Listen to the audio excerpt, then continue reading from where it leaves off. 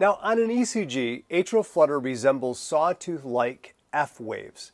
This is the result of an ectopic atrial pacemaker or because of a rapid reentry pathway somewhere within the atria, albeit outside of the SA node area.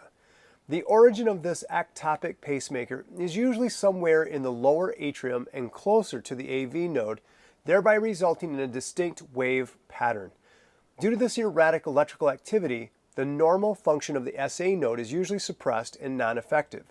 So instead of a P wave, atrial flutter produces flutter or F waves, and as a result of the depolarization of the atria in an abnormal manner. The classic F waves of atrial flutter resemble a sawtooth, hence why we give it that name. Now let's take a little closer look at the ECG. First, we ask ourselves about the rhythm. Is the rhythm regular or irregular? In this case, it's variable depending on the ratio of F waves to the QRS complex. Then we ask ourselves, what is the rate? The rate is variable. Is the rate normal, fast, or slow? In this case, the rate is variable because of its irregularity. So next we evaluate the P wave. Are they present? Are there anything closely resembling a P wave? Or is it just that sawtooth type F wave?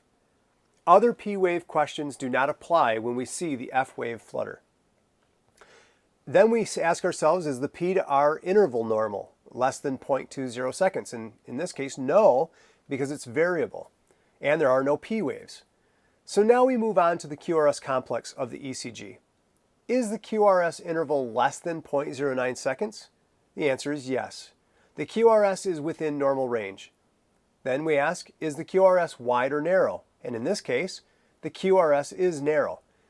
Are the QRS complexes similar in appearance? And we can see that each one looks similar. So now, what is our cardiac interpretation? Structural heart disease is the usual cause of atrial flutter. It can develop in newborn infants with normal hearts and in children with congenital heart disease, especially after cardiac surgery. In the same way that atrial fibrillation complicates adequate ventricular preload filling, atrial flutter complicates circulation, especially when accompanied by a syndrome called rapid ventricular response. The faster the ventricular response, the more the circulation will be compromised.